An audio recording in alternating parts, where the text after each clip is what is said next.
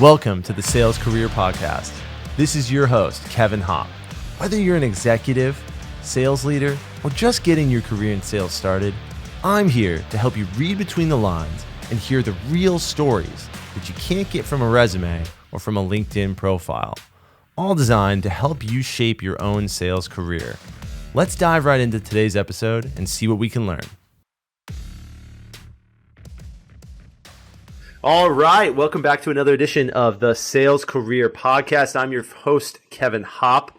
Joining me today, I have a man that I've had the pleasure of knowing for many, many years. And his name is Steve Schmidt. He's the CEO over at Tidal right now. The great and powerful Steve Schmidt. Welcome to the show. Kevin, it's good to be here, man. Thanks for having me on. I know I was really excited when we had talked that day and you told me you were doing this, and here you are doing it. This is the thing about you. When you say you're going to do something, you do it. And I admire that because there's a lot of talk out there, you know. We all have good intentions till it takes time to think, oh, I got to do that. I got to do the thing I said I should do. So congrats, man. Thank you. I'm having a lot of fun with the podcast, getting to know a lot of people, getting to hear a lot of really interesting stories, right? And that's what the focus of this podcast is the human side of business, the human side of sales. It's not all leaderboards and commission checks, right? There's a lot underneath the surface. So let's start by digging into a little bit of your sales career. You know, looking on your LinkedIn real quick, you could see that Steve Schmidt in the first, six plus years of your career, you're the telecom guy. Talk to me a little bit about how you got started in telecom, and you bounced around to a few of the major players there. What was that like, and why was that where you started your career? It was some fresh hell, that's for sure. It's interesting, telecom is actually, it's like it was at the time what SaaS is now, that feeling of sort of tech hitting. I was fascinated with history first and foremost. The way that telecom, railroads, infrastructure was brought in the United States was fascinating to me. The whole decommissioning and provisioning of Ma Bell and that history of sort of, oh yeah, we got to not let one person own the entire fucking network of telecom. And then whether it was diversity of, call it infrastructure or whatever, it became this thing that was, let's call it pretty damn big. Everybody had a cell phone except for me when I took my first job. I'm 44, so let's wind it back. I guess, what was it, 2002? And I remember I didn't have a cell phone, and I was like, I should probably get a cell phone if I'm going to work for this cell phone company. And of course, they're like, well, we give free cell phones. And I was like, oh man, that's worth it right there. Like it was like $200 a month or whatever to have a cell phone. But I think if anything, if I had to look back, that is the one place that I got the idea of discipline beat into me. It's like the old copier reps, right? You had a territory, you had a car, you probably went out and bought a better car than you had because you were talked into it by your manager, so you'd have to make commissions to live. And I think I bought like a Mazda sports car, something like a gently used Mazda sports car, and put on my terrible Sears suit and went after it. But within about 3 months, I got bit by the activity bug because, of course, when you see it work, all those no's and that this isn't working, you forget about them in a millisecond, man. You're on the leaderboard. They were big on spiffs. And I got my first big commission check like 5 months in. It was $10,000. I was like, man, sign me up. I'm going to retire when I'm 32. Front cover of Fortune magazine. Here we go. Let's roll. And at the time, like, I didn't know any different. I didn't know anything about what people did or made for money. I was an actor and a musician. So to me, like, that was a way better gig than playing First Ave on a Friday night and, smelling like smoke and whiskey. And I was like, well, this pays well. And that led to the next thing. And the next thing, up till 2007, the advent of the cloud. I still remember sitting in a room and someone saying, no, the cloud is this. And we were all just like, I have no idea what they're talking about, man. This makes no sense. We were thinking, isn't it up in the sky? No. It's a bunch of server farms. Well, I think AWS, Amazon Web, picked up pretty well what cloud infrastructure was. They built a company off of it. Totally. And so I remember telling somebody, I'm like, man, I'm out of here. This is never going to work. This is never going to work. Cloud infrastructure, they're just trying to get us to sell some bullshit. And we had Cisco was a company that had telepresence rooms. Kevin, I'm telling you, man, we would be doing this right now. The room for you to do a podcast in 2007 itself would have cost $1 million. to have a video feed that was this fast. You would have to pipe in a dedicated internet circuit for about $5,000. There was no such thing as a mobile hotspot. Now, mind you, this is only 14 years ago, so it's not like it was a lifetime ago. It wasn't that long ago, and we'd have to build out a room, and there'd be this big flat screen, and you'd sit there and go, "Oh my God, you can see me, I can see you," and be like, "Look at my hand." And that was worth. I sold 8 of those rooms, and it was about an $8.4 million deal. And Wow. I remember this commission check's gonna be huge. Forgot that I'm working for the man in corporate America. It doesn't quite work that way. Whatever the commission book said, throw it out. And I think my commission check was still pretty good. And I went to like the whole Diamond Club top 1%er award trip. But then I was like, I was all about mastery. At that point, I was like, I need to be so good that I can come to Hawaii every year and have people feed me sushi and hike up mountains. Like, this is awesome. Yeah. And I'm not big on like fast cars and fancy cars, but just the feeling of like a ultimate reward for doing well, like sales system, like, you know how it is, man. Like that reward system was tapped into like a gold mine. And that was for sure. That was when the telecom career was like worth it. And I will say this to kind of end that spree is, that's an airplane, isn't it? I can hear it. Yeah, if you can hear it, yeah. I'm in my home studio here, so it's my garage. My garage door's open. I've got the sunshine pouring in. We got about a foot of sunshine on the ground here. You're in South Dakota, right? It's got like a foot of snow. That's a little different. Yeah, you're like the garage band podcaster, like Metallica old days. That's right. It's cool. But I will say this to end in like to go into the 2011, knowing that software was really becoming the thing, and the only software I knew was like Oracle, IBM. It wasn't a huge deal in the 2000s, at least certainly not to where we're seeing it right now. And then I started to understand that, holy shit, this is going to be hard to get a SaaS job, because I started interviewing for them. They were like, no experience. I was like, I have 10 years of sales experience. I can cold call like a mother. They're like, well, but you don't have SaaS experience. I'm like, what the hell is SaaS? Yep. We learned a thing or two since then, right? Yeah. Fast forward, right? Like SaaS is eating the world. It's something that I talked about on the last or one of the last episodes here with James Buckley. I'm sure you know James. Say what Sales Buckley, right? He was he was a chef in a kitchen, and he ended up, now he's one of the top influencers in the software world. Like the idea that software sales is a good job, I don't think you have to convince anyone anymore. At least no one that listens to this podcast is going to second guess whether or not software is a good place to be. So, Steve, you talked about something interesting there, which is that reward system, right? The reward system that keeps so many sellers in sales for so long. Do you think that there's something different about the way that salespeople's brains are wired, that we need that, right? Because so I think about it. I think about like my friends that aren't in sales, and they show up to work on Monday and Tuesday and Wednesday, and sometimes they put in extra hours and they're like grinding and they're working hard. And I would ask them sometimes, do you get commission for like completing this project on time? Is there like a carrot on the end of your stick here? And the answer is no. Like a lot of people just show up to work and do their work so that they can get their salary. And they have more of kind of what I would call intrinsic motivations, where they're like, oh, I gotta do good for my team. My team needs me, and the team is important because the company's important and the company pays my bills.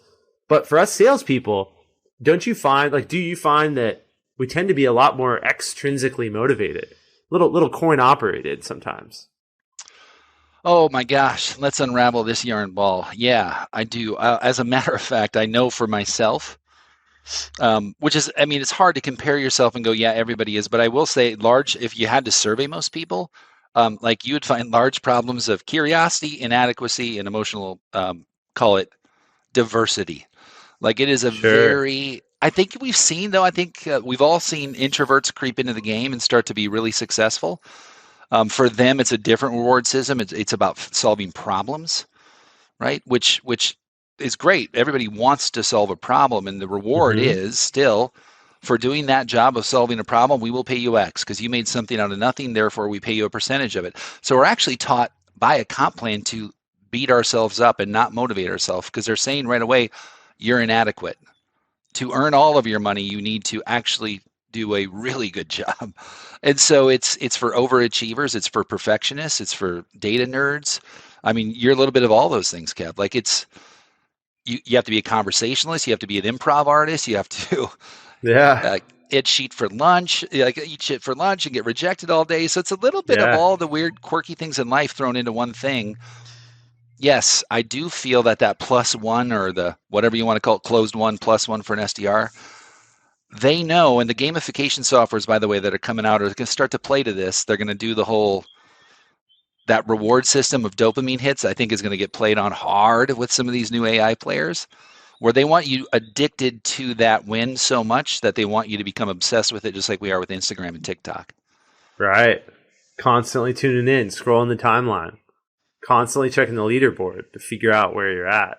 But in a way, also, like I feel like the gamification systems could do a lot to bridge the gap between, okay, if I'm not top 1%, if I'm not, the guy, because at every company, everyone knows the guy, right? I remember very clearly being an SDR and knowing the guy at my company. And we used to sit in the back of the all hands meetings, me and the other SDRs. We had like 8 of us at the time.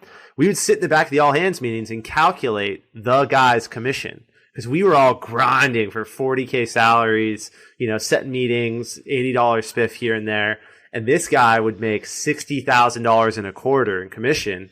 And we were like, oh my God, and it's like, I want to be him. And he would wear, button down shirts with his initials monogrammed on them. And it's like, this guy is just playing another game than we are. And it's funny though, because we can't all be that guy. Right. And so for guys like me, I figured out I'm not the top 1% closer, but what am I good at? Right. So I'm really good at opening, and I'm really obsessed with the systematization of the opening process. That's what I do with consulting. That's what I've done for the past, 5 years, is how do we open the door in a systematic way? I wonder if these gamification tools are going to help recognize people that are doing positive things in sales that are not just closed won revenue. You know what I mean? Because there are valuable things that people can do aside from closing a deal, right? Well, there's cleansing of data and data accuracy, which for any company right now, to reward that's a huge piece. So yes, you can reward the little behaviors. So to your point, to me, it's about what behaviors you want to drive, right? And if you gave a 10% lift to the mid-tier, you'd gain an infinite amount of revenue as a company, right? If we push our top performers to do 10% more, A, you don't need to. B, you simply don't need to. Plus, it's a matter of, like, they're going to do it anyways, and if they can't get it where they're at, they will go get it somewhere else. Trust me. Top performers do not need to go find jobs, they find them. And so you almost want to lift the middle up with gamification because they're going to be the people who stick around, the steady eddies, right? The people who are like, I'm cool with being average, but a little bit more than average, as long as I don't have to stay till 6, sounds pretty good. But the bottom performers don't give a shit that they're on the bottom because they're always just like perfect interviewers, terrible executors. And I don't know how you lift them up. I think you lift the middle up, but I say it will be very little about mental health and more about revenue because they have to get series funded and backed. But I hope so, man. I hope so. I also hope that the things that I catch myself doing, LinkedIn feels safe, right? We're on LinkedIn. We're like, well, this is business.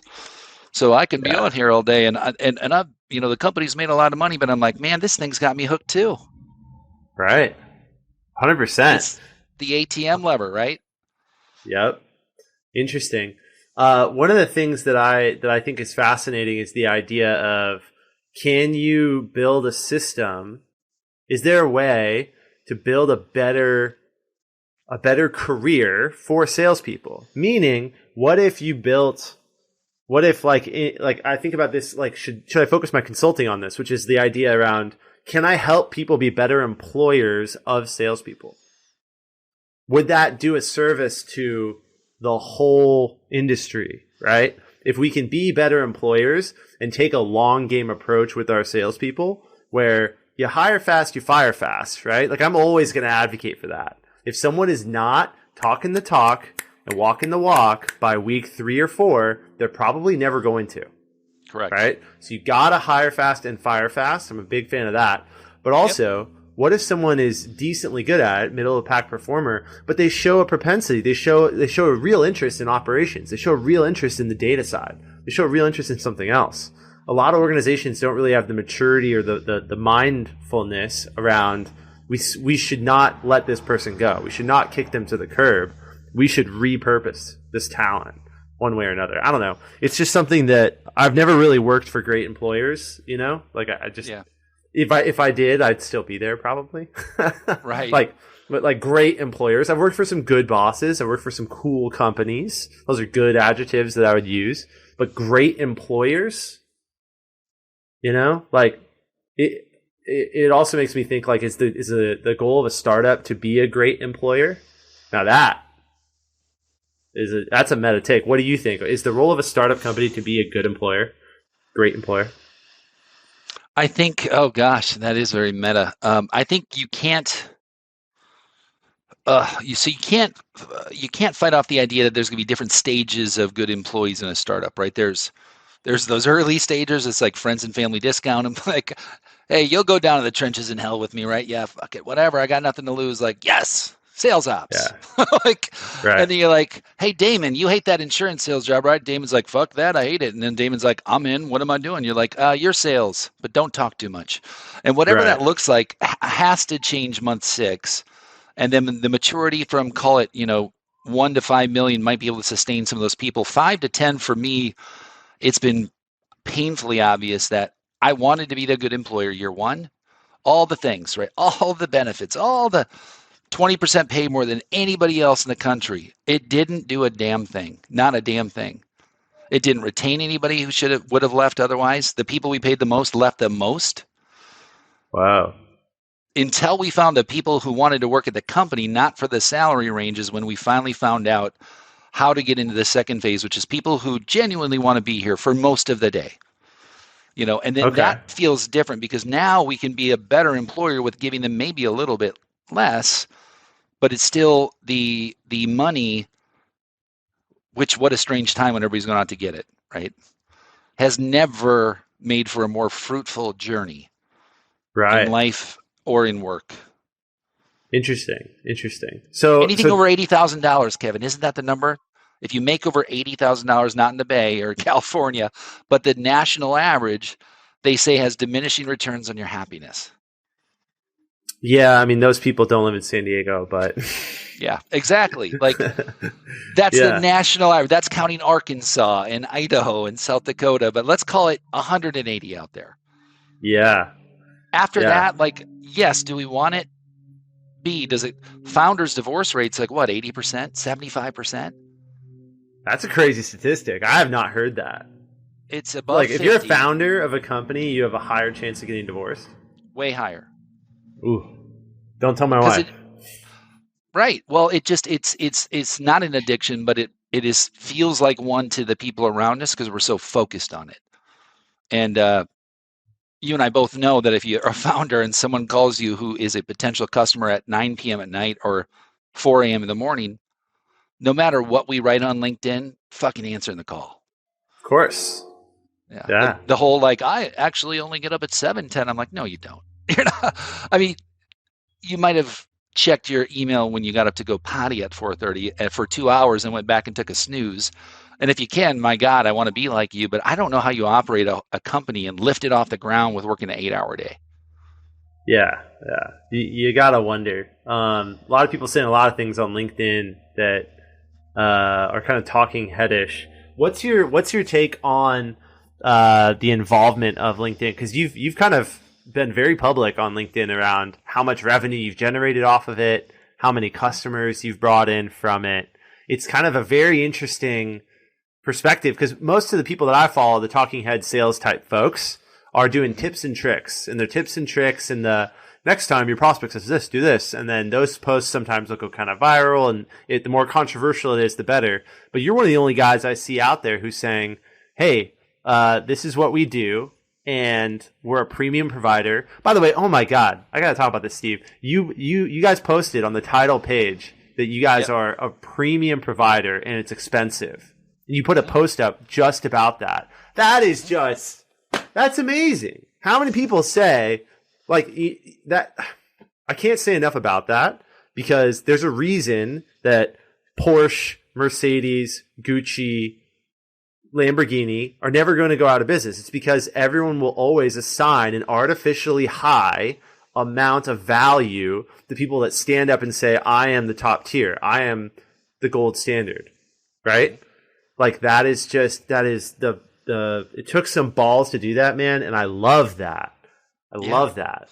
If you're listening out there, like you want to work for guys like Steve who are saying, yeah, it's expensive. Yeah, it's the best you can possibly buy. Mm-hmm. Yeah. Oh my God. That was a dramatic post for a couple of reasons. So number one, the post was a tip of the hat to Adams, the shoe company, who I love. Adams Shoes, ATOMS. Number one, they are an underground shoe company. They are like the Vision Streetwear of Instagram shoes. They are like the most comfortable shoe ever. And they put out the most badass ad I ever. It said something like, this shoe's expensive. If you can't afford good shoes, then you don't want these. And like a good tip of the hat, like we said that about ourselves, because we've always been trying to define when people say, why do you cost so much?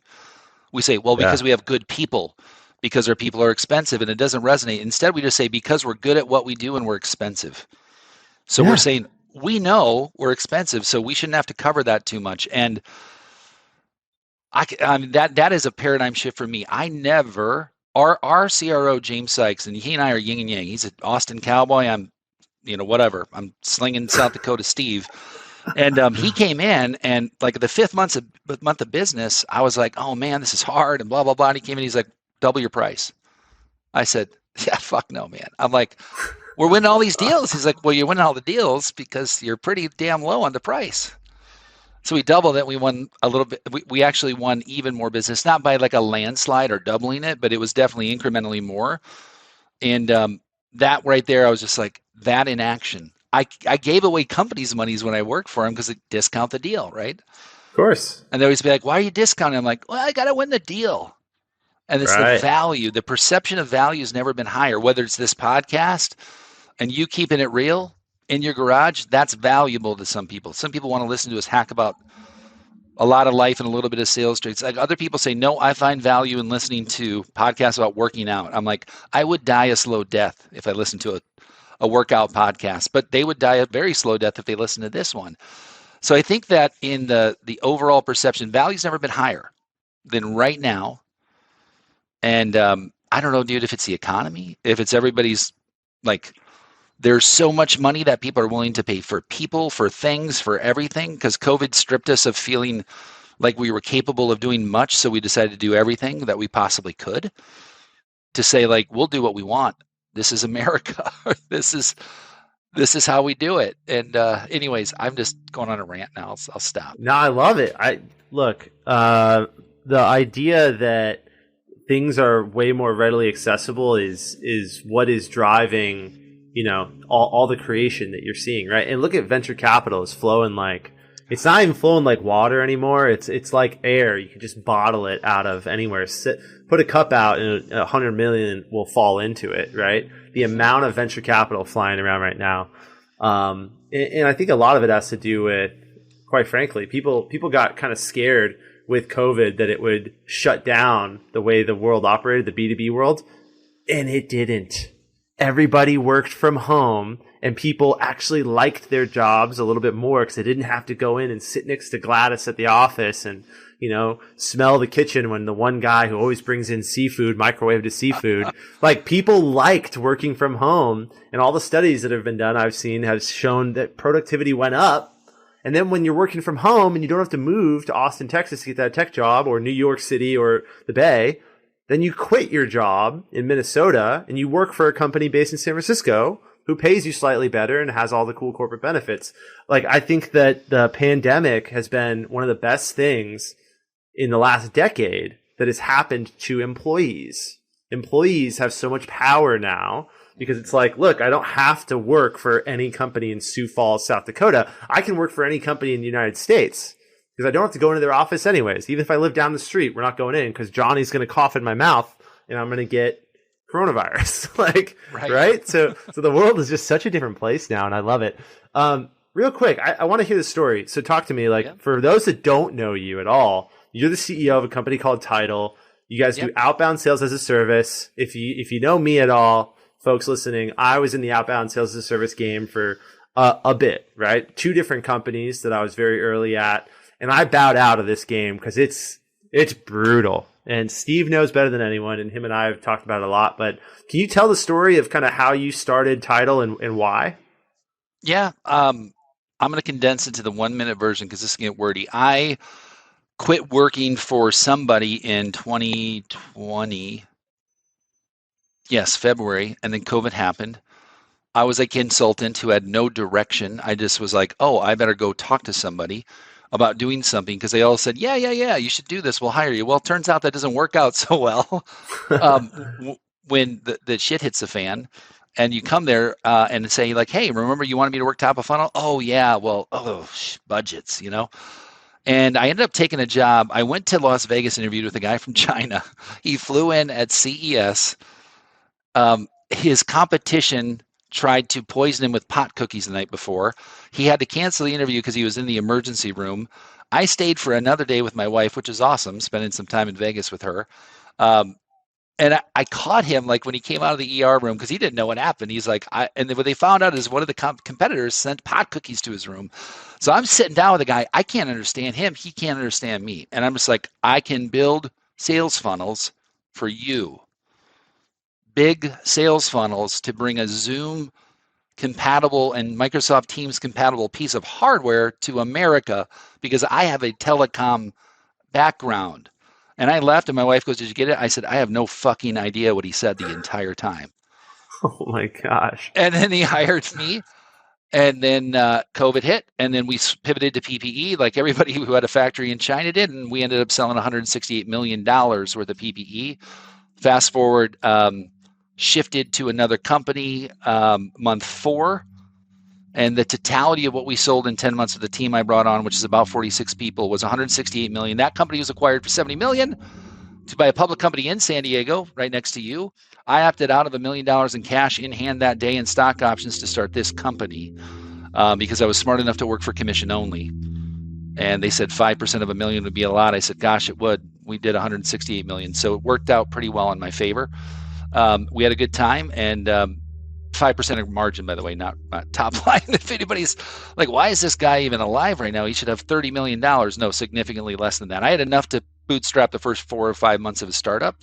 And I said, I want to do top of funnel. I don't want to work with any one person. I never want to sell a frickin' N95 or 3-ply mask again in my life and negotiate with prostitutes and 2 a.m. on how to get nitrile gloves in Malaysia and then coordinate shipping when shipping has never been harder. And so we started Tidal, and it's been crazy since then. We started at 0 on April 1st, and I share these numbers. I mean, everybody talks about this in software, but I mean, we're doing about 480, 500. We'll finish just above 500 in monthly billable because I think it's because we pick up the damn phone and we make phone calls, right? We do outbound lead gen just like 188 other companies. We just like to think we work a little bit harder and bring a little bit more grit and tenacity to the table. Well, okay, so I have a few questions. I guess the question that jumps off the table at me was you walked away from a big paycheck to start your own company. Is that what I heard? Like what? Yep. Can you unpack that for a second? Why would you walk away from guaranteed money to start your own thing? What was so important about that to you? It's the same thing that I get sick of. I mean, I had a nightmare the other night, and this is not happening in real life, but I had a nightmare that I took a deal from somebody who wanted to buy Tidal, and I couldn't feel myself in the dream because it meant, people were going to be gone, and I was now working for somebody else, and all that effort went away. And I remember taking the check and being like, this is going to be awesome. And the next morning I woke up in the dream just like, that was my baby, like I just sold my baby, and it didn't feel good in the dream, at least. Right. But, I like money, man. I like money like a lot of people, and I'm not been smart about it historically until last 5 years. But I think that what that told me was like, man, if you got heart and you love what you do, money is great. But if you give up money and it stops doing what you do, that could probably feel like prison for a lot of people. Yeah. Prison's maybe a strong word, but an emotional prison. Yeah. I mean, that's something that I'm sure a lot of salespeople, because I'm a sales guy, and I struggle with this idea of is the money why I play the game, or do I play the game to solve people's problems? And I think there's a truth in it for any high performing salesperson, where it's a little bit of both, right? If you have a working funnel and you're actually closing deals, that means you're bringing the solutions to the table for people that have problems, which is satisfying. But that hamster wheel, that dopamine hit of my favorite part of being in sales in general is, we just started a new year, and how much money am I going to make in 2022? No idea. Every time I start the year, I'm like, I don't know.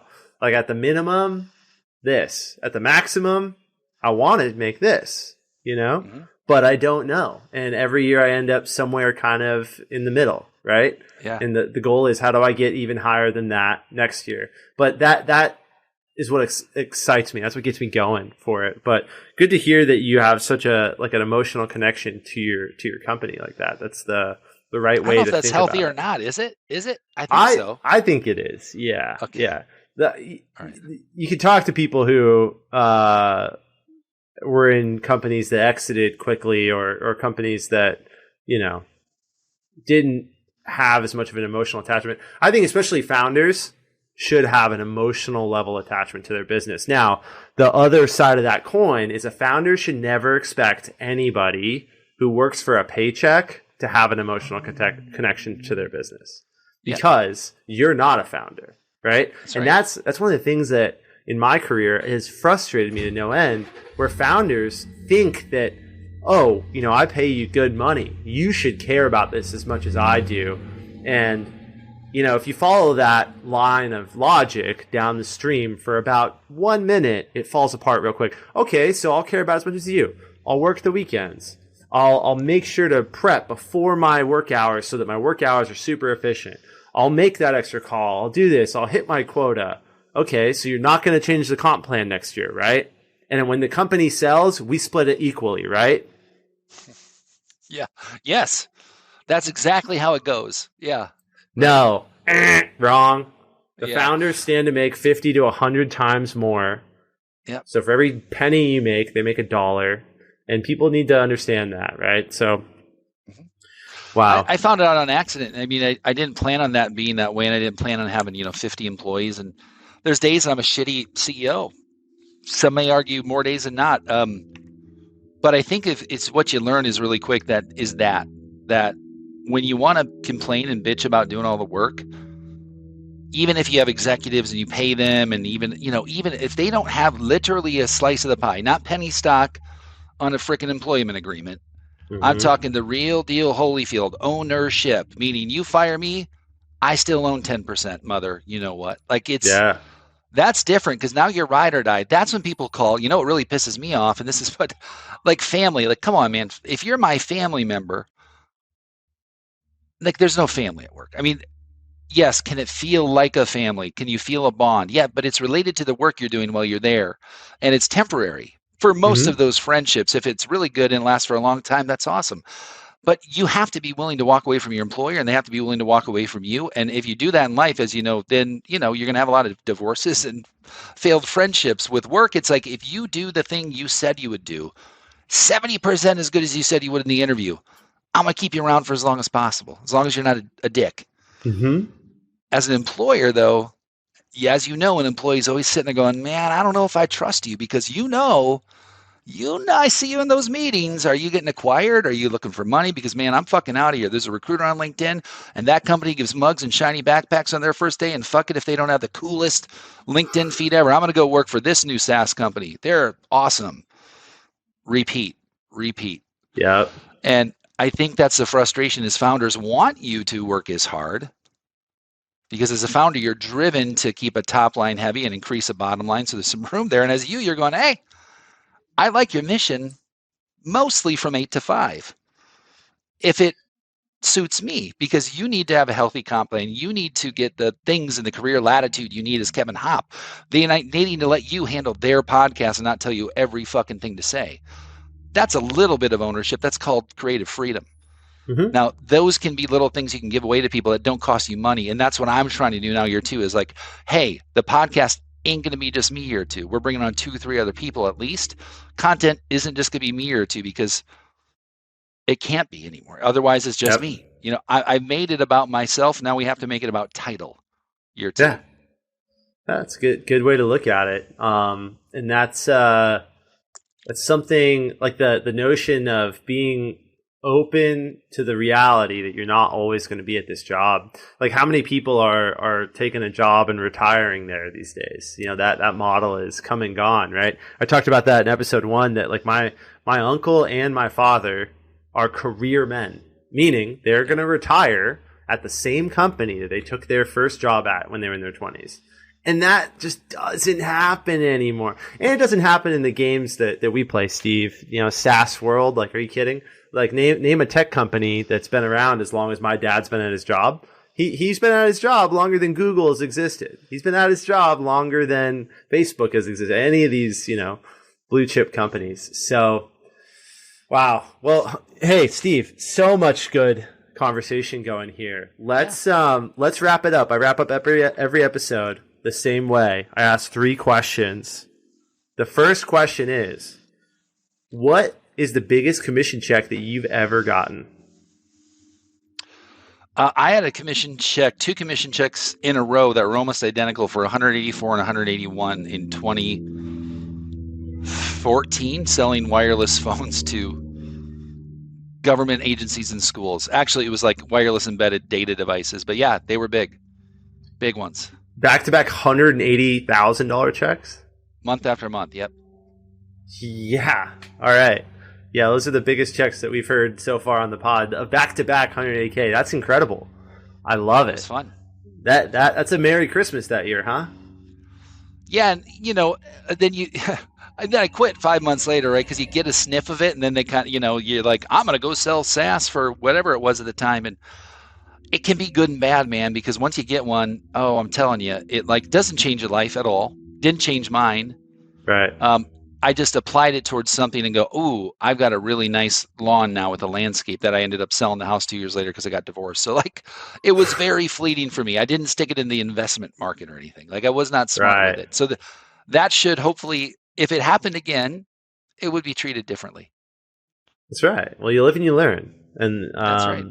A fun lesson to learn. I'd rather learn with a lot of money, right? Like what's I forget who it was, but I heard a quote. I've been rich and I've been poor, and I've been sad when I'm rich and I've been sad when I'm poor, and I'd take sad while I'm rich any day. Yeah. Like that was the quote that I heard, and I'm like, yeah, all right, yeah, I'll be sad and I'll be rich. Like I'd rather do that than be sad and poor. Okay, cool. So second question here. In the totality of your career, going all the way back to your whippersnapper days, what has been your favorite job? Oh, can I count this one? Because it's not even close. But sure. Yeah, this is without a doubt. Second most fun was selling. Man, when I sold Outreach in 2017 for 6 months, I had a lot of fun for 5 of those months. And I had a lot of fun. And then it was easily T-Mobile after that, just because it was a lot of guys and gals clocking money. And we were like on the DL. Nobody thought we were making any money. So it's the best way to make money. I love that. But you're also the first guest to say your current job is your favorite job. It's a good place to be. Good place to be to like what you're doing every day that much. And it's interesting that I've interviewed quite a few people now, and it's almost never the job they have today.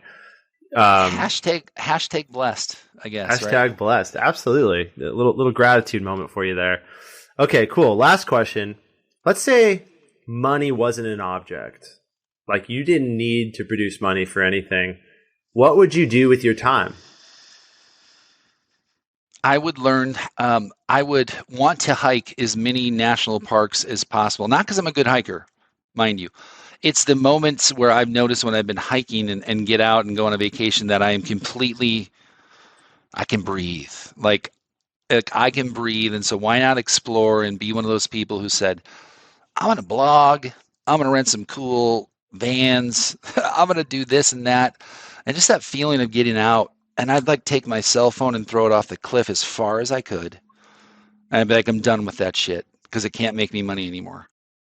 Yeah. And I'd have like a laptop and a phone in my camper that was on the wall and a fax machine. And I'd be living it up, man. Now that feels even good to say it out loud. So you just gave me a mission for life, that's where I want to be. That's right. And it's an interesting, I love asking this question to people because you learn all sorts of crazy stuff, right? Like I could have kind of guessed, I guess, with you that you like the outdoors. You live in South Dakota, right? Yeah. Yep. It's all it is outdoors.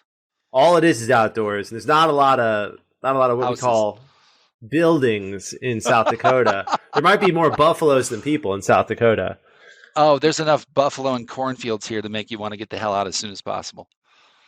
But you're building an awesome tidal wave of a company there. Yeah. And I love watching your growth, being a partner in your growth. I will always continue to refer you business here. And hey, while we wrap it up, how can people find you? What's the best way for them to connect with you? LinkedIn's a great place. Steven Schmidt, Tidal, Tidal. Or if you want to, shoot me a text, 605-214-8000 is my mobile number. And if I can help you and you heard something, great. If not, keep listening to Kevin because I'm thinking 2022 is going to be your year, brother. I think you've got an edge here in this space of, call it sales tips and tricks. If you're not giving them and you're talking more about how can I train people, how can I get people to actually take a tip or trick and not whatever's said that day and try? That's the other thing, man. Not to get a new subject, but you're giving advice that isn't the flavor of the day. And there needs to be more of that. And I think it's great because we got to get back to the roots of this job. And if you love this, what you do, bring them back to the roots of just do the work. It's a little bit of hard, but it's a lot of fun. There is no software that you can buy to make this happen differently that nobody else can buy. It is you. What do they say? If you're the only one, you are the problem, right? If you look around the room and you can't do this, you're the problem. Yeah, same thing, right? So, dude, I can't wait to tune into more of these. So thank you for having me. Absolutely. Thank you for your time, man, and have a great rest of your week. Cheers. If this episode is interesting to you, please share your thoughts on LinkedIn or Twitter. Tag me, and I might just feature your post in an upcoming episode of the Sales Career Podcast. Or, if you want to connect directly, go to hopconsultinggroup.com, and we'll find a way to work together. Cheers.